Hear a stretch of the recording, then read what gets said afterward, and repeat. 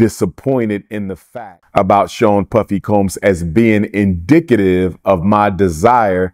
You wouldn't believe what Dr. Umar Johnson said about the Diddy saga. You know what? Let's jet into this story.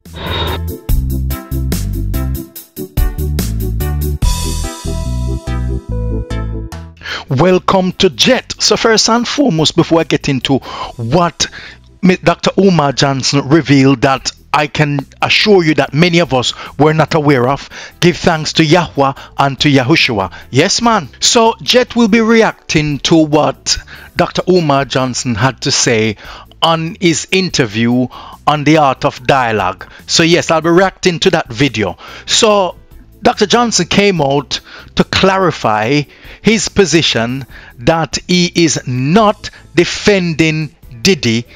All he was saying is that if Diddy is guilty of an offense, he should be punished for that act. This is what he had to say. Watch this. Because I was a little disappointed in the fact that so many of our people misinterpreted my comments about Sean Puffy Combs as being indicative of my desire to see him evade accountability for any crimes that he may have committed. So to clarify that, this is where I stand on the Sean Puffy Combs indictment. If Sean Puffy Combs is guilty on any of the 3 counts of that federal indictment, if he's guilty of sexually trafficking people against their will, if he's guilty of participating in arson and bribery and kidnapping and all of these things that they're accusing him of, if they can prove beyond a shadow of a doubt that he engaged in these things, then like anyone else, if you do the crime, you should do the time. And Dr. Umar made his position as clear as day. If you do the crime, you must do the time.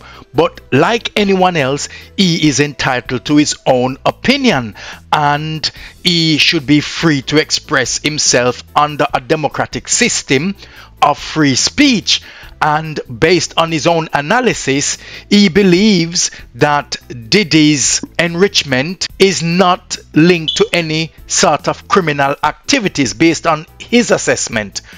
Watch this. When I look at those indictments, first of all, when I look at the racketeering count of the indictment, and of course, I'm not an attorney, but when I look at racketeer influence corrupt organization, I'm saying to myself, Sean Combs, from what I understand, because I don't know the man personally, he did not build Bad Boy on criminal money.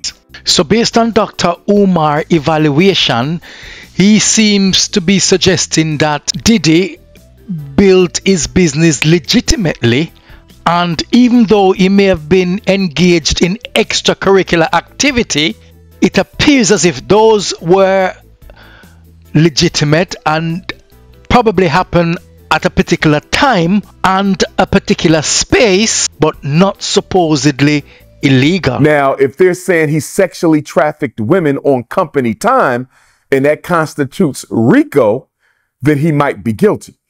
But everybody who knows Puff knows that he came into the music industry the right way. He hustled the right way, and he built his empire the right way. It appears that all the freak-offs in the alleged sexual trafficking, the alleged interstate prosecution, that may have come after the fact. So the question becomes, can he still be convicted of RICO charge if he simply engaged in sexual activities that did not directly have to do with the business, but he did it on company time. He did it in company property. So that would be a clarifying issue that I would like to see explained. So that's one piece. So Dr. Umar Johnson is saying that he could be wrong, but he doesn't believe of a man of his stature who would have so much money, would have to force anyone to sleep with him.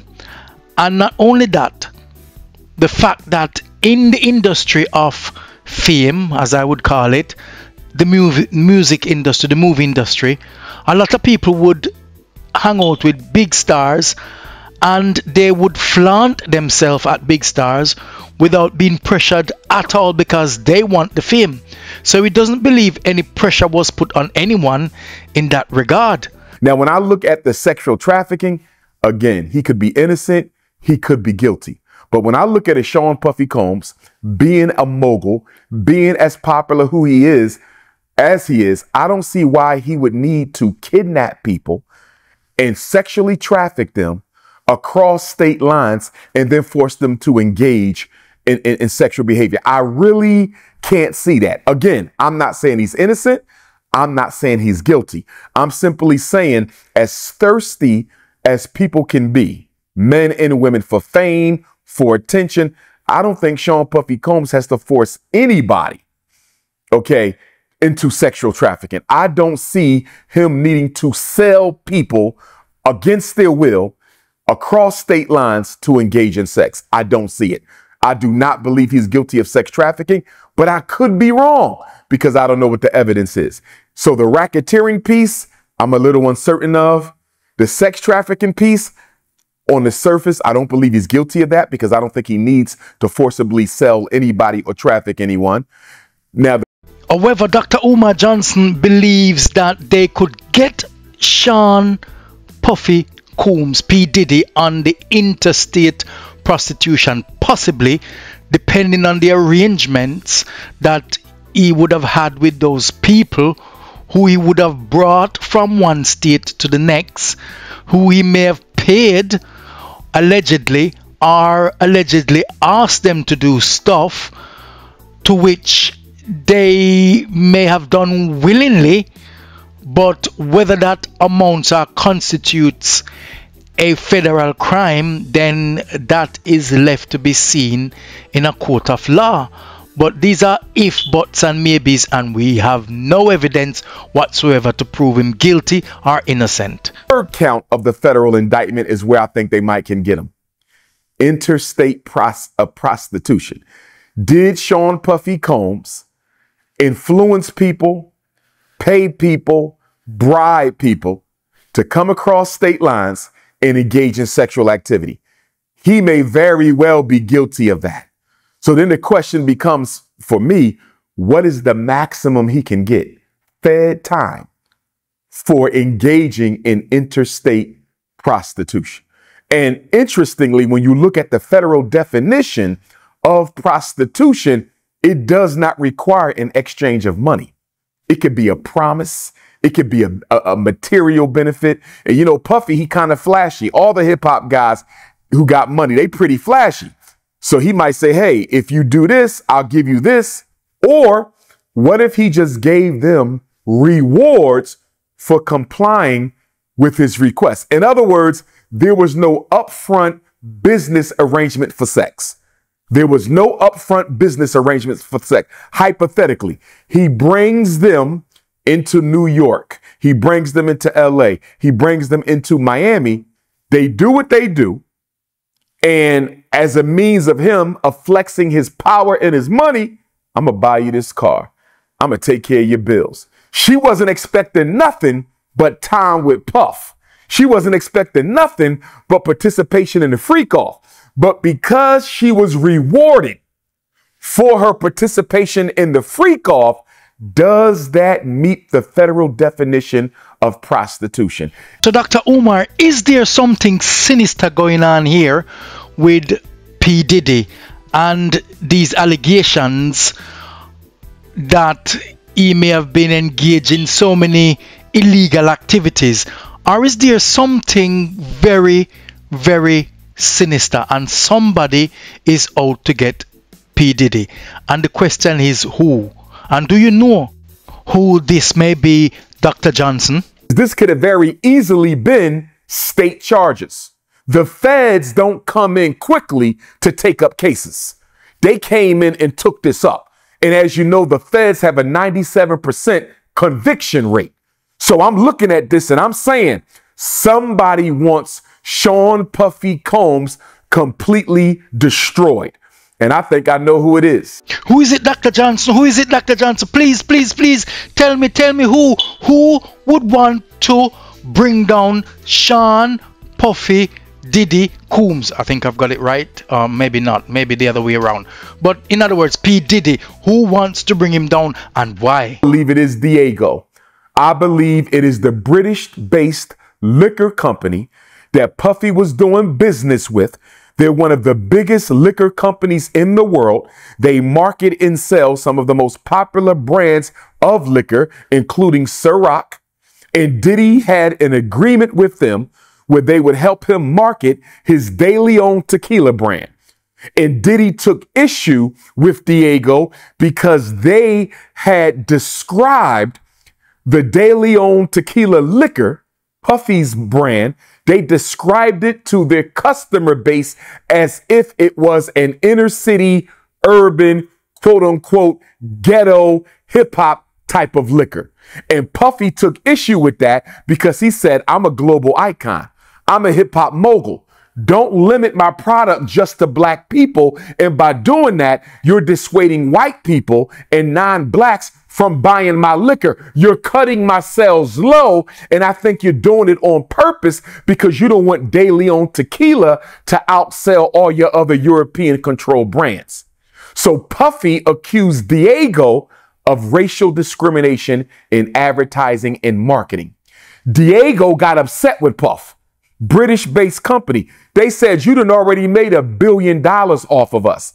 How dare you sue us and try to make a few more billion off of us? So they tried to get the case thrown out. But the judge allowed the case to proceed because Diageo claimed that there was a clause in their contract with Puff that did not allow him to ever take them to court. Any grievances, according to the contract, Diageo alleges needed to be solved outside of court. But the judge sided with Puff and allowed the lawsuit to go forward. So Diageo is losing black money because of this racial discrimination piece. Other companies don't want to do business with them because they don't want to be branded as anti-black, even if they are, because everybody knows we disproportionately spend more money on liquor than any other group. So Diageo is losing money. Then on top of that, Puff then already made $1 billion off of them. And now Puff is suing them for a few more billion. So what do? They decide to settle out of court. Wow, Dr. Johnson, Dr. Umar, this is some shocking and important stuff. But you will never ever hear this on mainstream media. Of course not. You will never hear this because you don't want anyone to point fingers at those big corporations to be allegedly behind certain activities, certain gagging of black artists, certain bring you down, who do you think you are? Wow. There is more to come in part 2, but part 2 depends on you guys and how much you like the video, subscribe and share it. So what is your view? Do you believe that there was something sinister behind P. Diddy's arrest and charge, and maybe he's not guilty? Or do you believe he's definitely guilty of some of these charges and you think he should go to prison? Write your comments below, man, and let's have a discussion about this. For those of you who've forgotten to subscribe, please remember to touch the like button, smash the subscribe button, touch up the bell, and remember to share with your friends and family. So you are going now. We are going to jet off,